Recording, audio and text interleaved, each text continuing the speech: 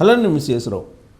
Hyderabad real estate ఎలా ఉంది అనే దాని మీద తరచూ చర్చ జరుగుతూ ఉంటుంది.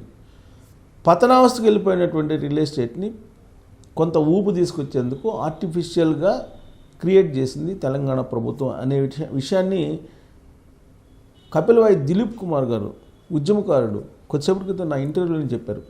అప్పుడేమో కేసీఆర్ గారు 100 కోట్లు ఎకరం అని చెప్పేసి ఆర్టిఫిషియల్ క్రియేట్ చేశారు. ఇప్పుడేమో 150 కోట్ల ఎకరం అని చెప్పి రేవంత్ రెడ్డి గారు రియల్ ఎస్టేట్ రేట్లను పెంచేశారు. కానీ ఆ కొనుగోలు చేసినటువంటి వాళ్ళు ఎవరో తెలియదు అని చెప్పేసి ఆయన కొద్దిసేపటి క్రితం నా ఇంటర్వ్యూలో చెప్పారు. ఇదంతా ఎందుకు చెప్తున్నానంటే 3,000 కోట్ల రూపాయలు దోచేసుకొని సాహితీ ఇన్ఫ్రా వెళ్ళిపోయింది, బోర్డు తిప్పేసింది. సరే ఇది పాత కేసే కదా అని అంటే ఇప్పుడు ఛార్జ్షీట్ వేశారు పోలీసులు. మొత్తం విచారణ చేసిన తర్వాత అసలు వీళ్ళు వినియోగదారుల నుంచి ఎంత దోచుకున్నారు అని అంటే 3,000 కోట్ల రూపాయలు సాహితీ ఇన్ఫ్రా లక్ష్మీనారాయణ పేరు. చూడటానికి ఎంత నిజాయితీ పరుడిలాగా కనిపిస్తున్నారు చూడండి. 3,000 కోట్ల రూపాయలకి ముంచేసి వెళ్ళిపోయారు జనాలని. లబోదిబ్బం అంటున్నారు. ఒక సామాన్యుడు జీవితం మొత్తం పనిచేస్తే ఒక ఫ్లాట్కి ఓనర్ అవుతాడు. అలాంటి వాళ్ళని రూపాయి కూడబెట్టుకొని ఈ కంపెనీకి కడితే సాహితీ ఇన్ఫ్రాకు ఉండేటువంటి గుడ్విల్, అప్పటి వరకు ఉన్నటువంటి గుడ్విల్ని చూసి ప్రీ లాంచ్ పేరుతోటి డబ్బులు కడితే 3,000 కోట్ల రూపాయలు వసూలు చేసుకుని వెళ్ళిపోయారు. ఇలాంటి కంపెనీలు హైదరాబాదులో డజన్ల కొద్దీ ఉన్నాయి. వాటిని కట్టడి చేసేటువంటి యంత్రాంగమే లేదు. క్రెడాయి ఉంది. క్రెడాయి లేని రేట్లు ఉన్నట్టు క్రియేట్ చేస్తూ కొన్ని సర్వేలను విడుదల చేస్తూ వినియోగదారులనే ఇబ్బంది పెట్టే పరిస్థితి వచ్చిందనే విమర్శలు ఉన్నాయి. దాని మీద కూడా క్రెడాయి రియల్ ఎస్టేట్ పడిపోయినప్పుడల్లా ప్రాపర్టీ షోస్ పెడుతుంది. రియల్ ఎస్టేట్ ధరలు తగ్గినాయి అని చెప్పి భావించినప్పుడల్లా ప్రభుత్వం ఆర్టిఫిషియల్గా గవర్నమెంట్ ల్యాండ్స్ని వేలం వేస్తుంది, రేట్లు అమాంతం పెంచేస్తుంది. ఆ మధ్య కూకట్పల్లిలో గజం వచ్చేసి 2.5 లక్షలు 3 లక్షలు కొనుగోలు చేశారు. ఇక ఆ ఏరియా మొత్తం 2 లక్షలు మినిమం అని చెప్పి చెప్తున్నారు. విచిత్రమైనటువంటి పరిణామం ఏంటంటే సెకండ్ సెల్ ఫ్లాట్స్ ఉంటాయి. ఈ సెకండ్ సెల్ ఫ్లాట్స్ని ఎలా వాల్యూ కడుతున్నారో తెలుసా? ఈవెన్ సోషల్ మీడియాలో కూడా అర్థం పర్థం లేకుండా క్యాల్కులేట్ చేస్తున్నారు. మీకు అన్డివైడెడ్ షేరు ఒక 40 గజాలు ఉందనుకోండి. ఈ 40 గజాలు సంబంధించిన ఎక్కడ ఉంటుందో కూడా తెలియదు. అది 40 గజాలు ఆన్ పేపరే ఉంటుంది, ఫిజికల్గా ఉంటుందో లేదో కూడా తెలియదు. 40 గజాలు ఇంటూ 2 లక్షలు వేసేస్తున్నారు. 80 లక్షలు డబుల్ బెడ్రూమ్ సెకండ్ హ్యాండ్. 10 సంవత్సరాలైనా 15 సంవత్సరాలైనా 20 సంవత్సరాలైనా 40 గజాలు ఇంటూ 2 లక్షలు వేసేస్తున్నారు ఎక్కడైనా సరే. ఎందుకు? 150 కోట్ల రూపాయలు ఎకరం పలికింది కాబట్టి దాన్ని క్యాల్కులేట్ చేసేసుకొని గజం 2 లక్షలు, గజం 3 లక్షలు లెక్కేస్తున్నారు.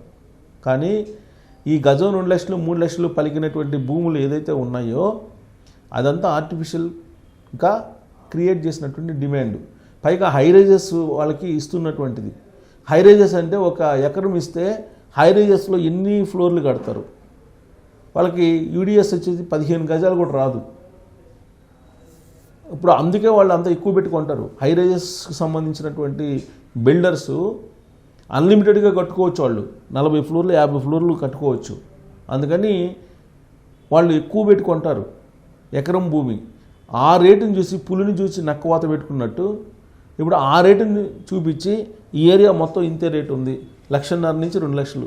అసలు హైదరాబాద్లో మీరు ఎక్కడికి వెళ్ళినా కానీ 1,50,000 2 లక్షలు చెప్పేస్తున్నారు. చెప్పడం ఒక ఎత్తు. పాత అపార్ట్మెంట్స్ 15 సంవత్సరాలు 20 సంవత్సరాలు ఓల్డ్ అపార్ట్మెంట్లను కూడా ఎలా క్యాల్కులేట్ చేస్తున్నారంటే యూడిఎస్ అన్డివైడెడ్ షేర్ 40 గజాలు ఉంది, 4 రోజులు 80 లక్షలు ఇట్లా లెక్కేస్తున్నారు. అసలు అన్డివైడెడ్ షేరు ఎలా ఇస్తారు ఏంటి కూడా తెలియకుండా ఈ సోషల్ మీడియాలో కొన్ని ఛానల్స్ ప్రచారం చేస్తున్నాయి. విచిత్రం ఏంటంటే కేవలం వ్యూస్ కోసమే కొన్ని ఛానల్స్, యూట్యూబ్ ఛానల్స్ వీడియోస్ని పెడుతున్నాయి. తీరా అక్కడ ఫోన్ చేస్తే ఒక్కడు కూడా మాట్లాడు. అదంతా హంబక్. ఏదో కొన్ని ఛానల్స్ మాత్రమే జెన్యున్గా నడుస్తున్నాయి. కానీ మిగతా వాళ్ళంతా కూడా ఒక 50 లక్షలు చేసేటువంటి ఫ్లాట్ని 20 లక్షలు అని చెప్పి రేటు పెడతారు, లేదా 29 లక్షలు అంటారు, లేదా 30 లక్షలు అంటారు. తక్కువ రేటు కదా అని చెప్పేసి అందరూ ఆ వీడియో చూస్తారు, ఫోన్లు చేస్తుంటారు. కానీ ఆ ఫోన్లు పనిచేయవు. కేవలం వ్యూస్ కోసం, ఆ వ్యూస్ ద్వారా వచ్చే డబ్బుల కోసం జనాల్ని మోసం చేస్తున్నటువంటి సోషల్ మీడియా యూట్యూబర్స్ చాలామంది ఉన్నారు ఇవాళ. అదంతా మోసం, పక్కా మోసం, పచ్చి మోసం. అన్ని రకాలుగా మోసం చేస్తున్నారు వినియోగదారులని, ప్రజల్ని. చాలా ఈజీ బిజినెస్ అయిందా హైదరాబాద్లో అంటే రియల్ ఎస్టేట్. సంవత్సరానికి 2 ట్రాన్సాక్షన్స్ జరిగినా కానీ సంవత్సరం మొత్తం హ్యాపీగా ఉండొచ్చు అనేటువంటి యాంగిల్లో ఉన్నారు చాలామంది. అదే ఉన్నారు. చోట మోట నాయకుల దగ్గర నుంచి పెద్ద నాయకుల దాకా ఇదే పని ఉంది. ఈజీగా వచ్చేటువంటి మనీ. కొనేవాడిని అమ్మేవాడిని మధ్యలో పట్టుకుంటారు, బ్రోకరేజ్ తీసేసుకొని బతికిపోతున్నారు. వీళ్ళు ఆ ట్రాన్సాక్షన్స్ కోసం అన్నీ అబద్ధాలు చెప్తారు, ఒక్కటి నిజం ఉండదు. అసలు మీరు భూమి వాల్యూ ఎలా క్యాల్కులేట్ చేస్తారు? మీకు అన్డివైడెడ్ షేర్ 40 గజాలు చూపిస్తున్నారు అనుకోండి సపోజ్. ఈ 40 గజాలు మీకు ఆన్ పేపర్ ఉంటుంది, ఫిజికల్గా ఎక్కడ ఉంటుంది? ఫిజికల్గా ఎక్కడ చూపిస్తారు? ఫిజికల్గా మీకు ఉండదు. సరే, ఫిజికల్గా ఉందా లేదా అని తెలుసుకోవడం అది ఒక పెద్ద ప్రక్రియ. సరే, ఒకవేళ ఉన్నప్పటికి కూడా దాన్ని ఎలా క్యాల్కులేట్ చేస్తారు మీరు? గజం 2 లక్షలు అని చెప్పి ఏ విధంగా క్యాల్కులేట్ చేస్తారు అంటే, దాన్ని తెలంగాణ ప్రభుత్వం వేలం వేసేసి ఎకరం 150 కోట్లు అంది కాబట్టి దాని లెక్కేసేసి చెప్తూ ఉంటారు. అది తప్పు. అది ఎంతోకాలం నడవదు. ఈ బిజినెస్ నడవని కారణంగానే ఇలాంటి కంపెనీలు, పెద్ద పెద్ద కంపెనీలు, సాహితీ ఇన్ఫ్రా అనేది పేరున్నటువంటి కంపెనీ ఒకప్పుడు అది ముంచేసింది. 2009లో మైటాస్ సత్యం కంప్యూటర్స్ది అది కూడా ఇలానే చేసింది. దాదాపు 10,000 కోట్లకు 12,000 కోట్లకు పెట్టేశారు వాళ్ళు. ఇప్పుడు ఈ సాహితీ ఇన్ఫ్రా లెక్కన డజన్ల కొద్ది కంపెనీలు ఉన్నాయి తెలంగాణలో, హైదరాబాద్లో ప్రత్యేకించి. బోర్డు తిప్పేయడానికి సిద్ధంగా ఉన్నాయి. ప్రీ లాంచ్ పేరుతోటి మీరు కనుక డబ్బులు కడితే ఖచ్చితంగా మళ్ళా అది పూర్తి కాదు. ఇన్ టైంలో 2029కి ఇస్తానంటాడు. 2029కి ఉండేది ఎవరో పోయేది ఎవరో. 2028కి ఇస్తారంట కొంతమంది, 2030కి ఇస్తామంటారు. ఇప్పుడు కనుక మీరు ఎస్ఎఫ్టీకి 4,000 కడితే 2029లో మీకు హైరైజ్ బిల్డింగ్లో ఇస్తామని చెప్తారు. ఇదంతా పచ్చి మోసము. ఈ మోసాన్ని కనుక మీరు నమ్మితే రోడ్డును బట్ట ఖాయం. ఇప్పుడు సాహితీ ఇన్ఫ్రా 3,000 కోట్లకు పెట్టేసింది. ఏంటి అది సాహితీ ఇన్ఫ్రా? సాహితీ ఇన్ఫ్రాకి సంబంధించి షార్ట్ షీట్లు ఏం పొందుపరిచారనేది చూద్దాం. సాహితీ ఇన్ఫ్రాకి సంబంధించి ఇదిగోండి, తక్కువ ధరకే ఫ్లాట్లు ఇస్తామంటూ ప్రీ లాంచ్ ఆఫర్ల పేరుతో వేల మందిని నట్టేట ముంచిన సాహితీ ఇన్ఫ్రా కుంభకోణంలో సంచలన విషయాలు వెలువచ్చాయి. ఈ స్కామ్ విలువ ఏకంగా 3,000 కోట్లు ఉంటుందని సిసిఎస్ పోలీసులు ప్రాథమికంగా తేల్చారు. 4 ఏళ్ల సుదీర్ఘ దర్యాప్తు తర్వాత పోలీసులు ఈ కేసులో కీలకమైన ఛార్జ్ షీట్ దాఖలు చేశారు. సాహితీ ఇన్ఫ్రా అధినేత లక్ష్మీనారాయణ పేరు చూడండి ఎంత అద్భుతంగా ఉందో. అతని బృందం ఏ విధమైన అనుమతులు లేకుండానే అమీన్పూర్ వంటి ప్రాంతాల్లో భారీ ప్రాజెక్టులను ప్రకటించారు. ప్రీ లాంచ్ ఆఫర్ పేరుతో మార్కెట్ ధర కంటే తక్కువకే ఇస్తామని నమ్మించి మధ్యతరగతి ప్రజల నుంచి 100 కోట్ల వసూలు చేశారు. కానీ ఇల్లు కట్టలేదు. ఇప్పటి వరకు ఆ సంస్థపై 64 కేసులు నమోదు కాక వాటన్నిటిపై సిసిఎస్ ప్రత్యేక బృందాలు విచారణ జరుగుతున్నాయి. తాజాగా ఛార్జ్షీట్ వేశారు. ఆ ఛార్జ్షీట్లో ప్రధానంగా అమీర్పూర్లోని సర్వాణి ఎలైట్ ప్రాజెక్టుపై పోలీసులు దృష్టి సారించారు. ఈ ఒక్క ప్రాజెక్టుకు సంబంధించి 17 కేసులు నమోదు కాగా వీటిపైనే ఇప్పుడు ఛార్జ్షీట్ దాఖలైంది. ఈ ప్రాజెక్టు పేరుతో దాదాపుగా 500 కోట్లకు పైగా వసూలు చేసినట్లు పోలీసులు గుర్తించారు.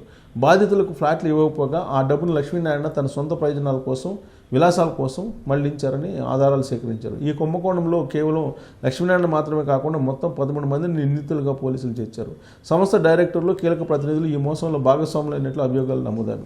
అనుమతులు లేని భూములను చూపించి నకిలీ బ్రోచర్లు సృష్టించి ప్రజలను ఏ విధంగా వంచారో పోలీసులు ఈ ఛార్జ్షీట్లో పొందుపరిచారు. 4 ఏళ్లుగా తన సొమ్ము కోసం కార్యాలయాల చుట్టూ తిరుగుతున్న బాధితులకు ఈ ఛార్జ్షీట్ కొంత ఉపశమనం కలిగించే అంశమే. వసూలు చేసిన సొమ్మును రికవరీ చేయడం, నిందితుల ఆస్తులను అటాచ్ చేయడంపై పోలీసులు దృష్టి సారించారు. నిందితులకు కఠిన శిక్ష పడేలా పక్కా సాక్ష్యాధారాలను కోర్టుకు సమర్పించినట్టు సిసిఎస్ అధికారులు చెప్తున్నారు. బాధితుల సొమ్ము వెనక్కి ఇప్పిస్తేనే వారికి న్యాయం అవుతుంది. బాధితుల సొమ్ము ఎందుకు వస్తుంది? వెనక్కి వచ్చే ప్రసక్తే లేదు. అగ్రిగోల్డ్ ఎప్పటి నుంచి జరుగుతుంది? ఒకసారి మోసం చేసిన తర్వాత మళ్ళీ న్యాయం జరగడం అనేది ఇండియాలో జరగనటువంటి పని. కాబట్టి మనమే జాగ్రత్తగా ఉండాలి. సాహితీ ఇన్ఫ్రా లాంటి కంపెనీలు ఇవాళ టాప్ 5 కంపెనీలు అని చెప్తున్నటువంటి వాటిల్లో కూడా ముంచేసేటువంటి పరిస్థితి ఉంది. కాబట్టి మీరు ప్రీ లాంచ్ పేరుతోటి ఒకవేళ డబ్బులు కడితే పునరాలోచన చేయండి. మేకవన్న పులుల్లాగా పేద మధ్యతరగతి వర్గాల్ని పిప్పి చేసి పీల్చుకు తినేటువంటి కంపెనీలు ఉన్నాయి. ఆ కంపెనీ యాజమాన్యాలు ఉన్నాయి, వాటి పట్ల మీరు జాగ్రత్తగా ఉండండి. హైదరాబాద్ రియల్ ఎస్టేట్ నీటి బుడగా, ఎప్పుడు పేలుతుందో తెలియదు, దాచిపెడుతూ ఉన్నారు నిజాల్ని. సో కాబట్టి మీరు జాగ్రత్తగా ఉండండి. సో ఇప్పుడు కనుక మీరు మోసపోతే మిమ్మల్ని ఎవరు ఆదుకునే పరిస్థితి ఉండకపోవచ్చు. దీని మీద మీరు కామెంట్ చేసి థ్యాంక్ యూ.